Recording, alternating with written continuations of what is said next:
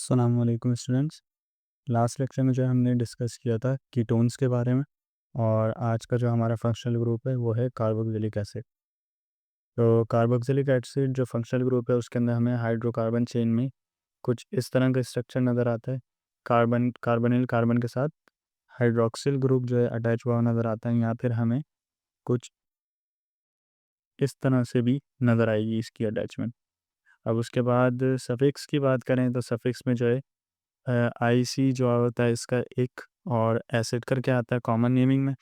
और आईयूपीएसी की बात करें तो उसमें ओइक एसिड करके आता है कि आईसी से पहले जो है ओ भी ऐड हो जाता है।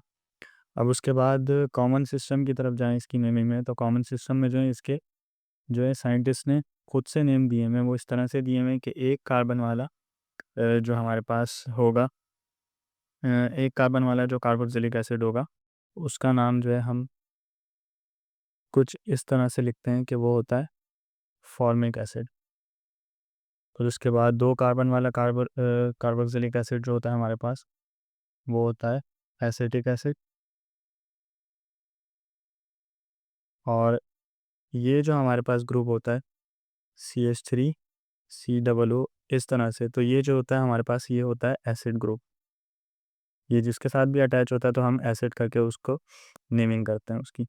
फिर उसके बाद तीन कार्बन वाला जो कार्बोक्सिलिक एसिड होता है उसको जो है हम नेम देते हैं प्रोपियोनिक एसिड करके। फिर उसके बाद जो चार कार्बन कैसे हो रहे हैं, एक कार्बन ये और यहाँ पे 2 लगा हुआ है ब्रैकेट के बाद, तो मतलब 2 कार्बन ये और एक कार्बन इसका। तो 4 कार्बन वाला जो हमारे पास कार्बोक्सिलिक एसिड होगा उसको हम कहते हैं ब्यूटारिक एसिड।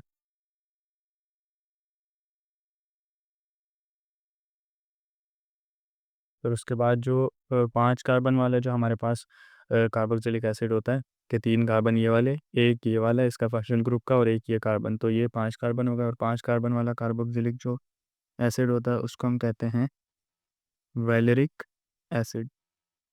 ये नेम्स आपको याद करने पड़ेंगे। इसी तरह से 6 कार्बन वाला जो कार्बोक्सिलिक एसिड होता है उसको हम कहते हैं कैप्रोइक एसिड। इस तरह से इसकी नेमिंग होती है।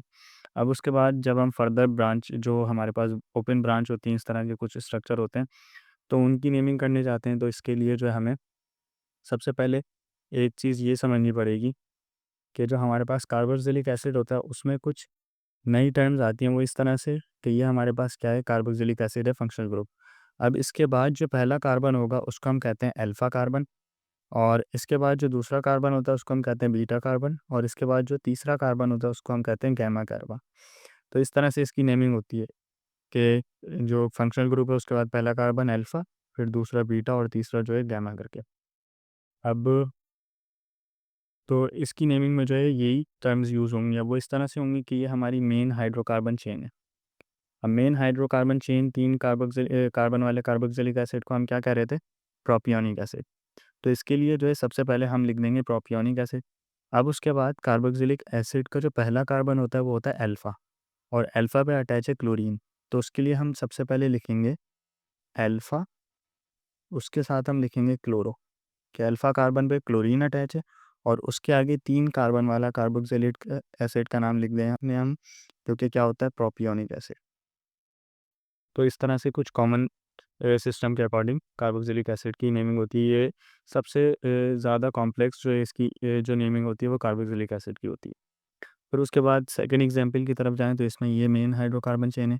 अब इसके अंदर अगर आप देखें तो इसके अंदर थर्ड कार्बन के ऊपर कार्बोक्सिलिक एसिड के बाद थर्ड कार्बन के ऊपर हाइड्रोक्सिल ग्रुप अटैच है। तो ये कौन सा कार्बन होता है, ये वाला अल्फ़ा था।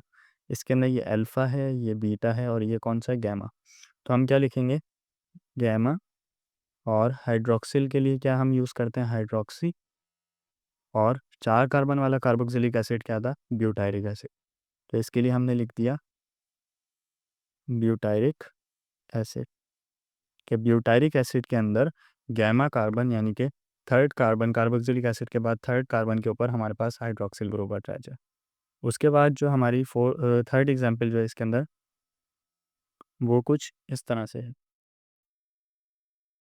अब ये एच जो है आपको ये सी एच जहाँ भी हो सकता था सिर्फ, लेकिन ये एच जो है थोड़ा सा कन्फ्यूजन के लिए अलग से बना दिया। कि आपको ये लगे कि ये अलग से कोई ब्रांच है, इसको भी मेंशन करना पड़ेगा, जबकि ऐसा कुछ नहीं है। अब इसकी नेमिंग करने जाएँ हम, तो इसके अंदर ये अल्फ़ा कार्बन है, ये है बीटा कार्बन और ये है गामा कार्बन।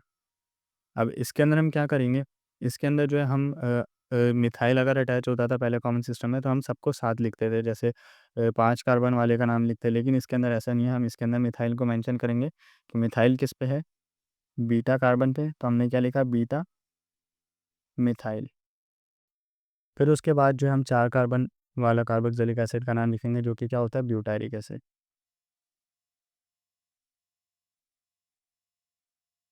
इस तरह से। फिर उसके बाद लास्ट एग्जाम्पल जो है कॉमन सिस्टम की, उसके अंदर हमारे पास ये कार्बन की चेन है, और इसके अंदर अगर हम देखें तो अल्फ़ा और बीटा, इन 2 कार्बन्स के ऊपर मिथाइल ग्रुप अटैच है।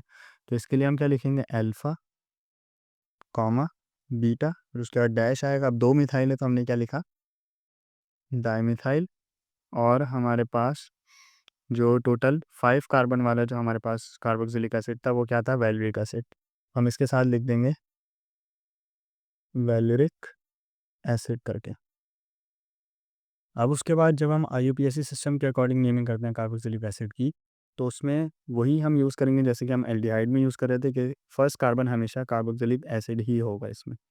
नंबरिंग यहीं से स्टार्ट होगी, ये 1 2 3 करके। फिर उसके बाद सेकंड कार्बन के ऊपर जो है वो मिथाइल ग्रुप अटैच है, तो हमने इसका क्या नाम लिख दिया, 2 मिथाइल।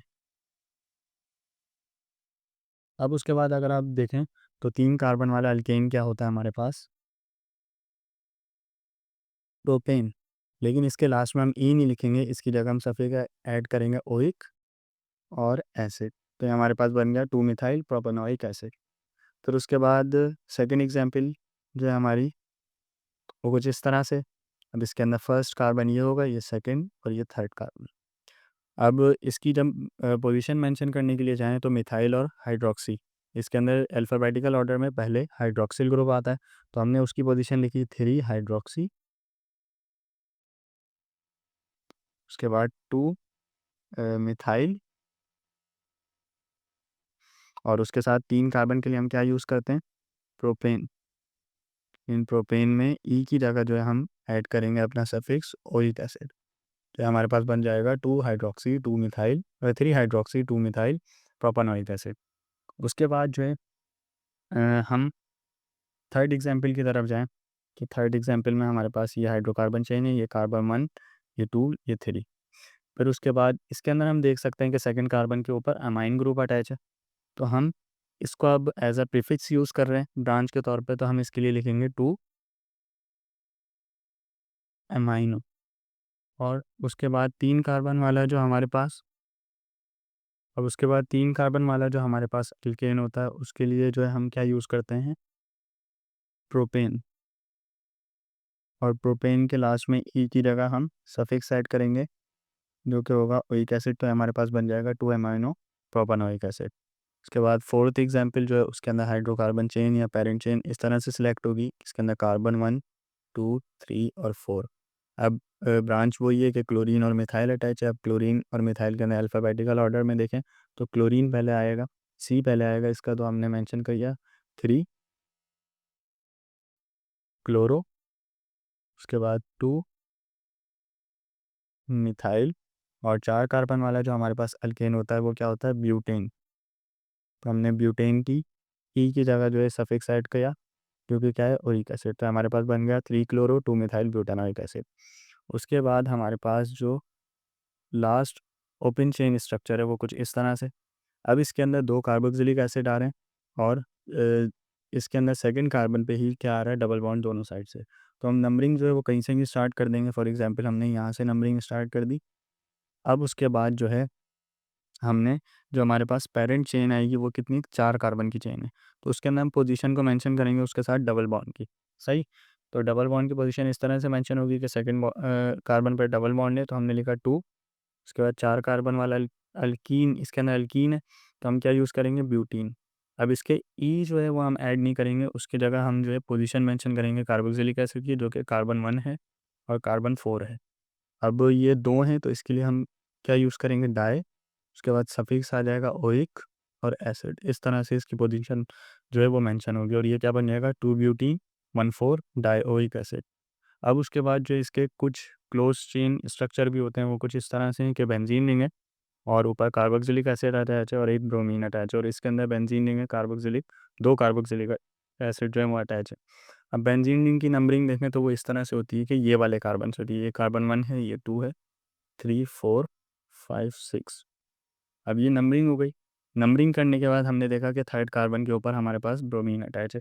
तो हमने क्या लिखा, अब ये जो हमारे पास जो स्ट्रक्चर होता है ना, कुछ इस तरह से, ये हमारे पास स्ट्रक्चर होता है बेंजोइक एसिड का। हम इसके साथ यूज़ करेंगे बेंजोइक एसिड। तो इसके अंदर क्या है, हमारे पास बेंजोइक एसिड और थर्ड कार्बन पे ब्रोमीन अटैच है, तो हमने लिखा 3 ब्रोमो और उसके साथ हमने लिख दिया बेंजोइक एसिड। फिर इसी तरह से जो लास्ट एग्जांपल है वो ये है कि इसके अंदर ये फर्स्ट कार्बन है, ये सेकंड है, ये थर्ड, ये फोर्थ, फिफ्थ और ये सिक्स्थ। अब इसके अंदर आप देख सकते हैं कि 2 कार्बोक्सिलिक एसिड आ सकते हैं, आ रहे हैं, तो हम बेंजोइक एसिड नहीं लिख सकते क्योंकि बेंजोइक एसिड एक ही कार्बोक्सिलिक एसिड वाला बेंजीन के साथ होता है, बेंजोइक एसिड।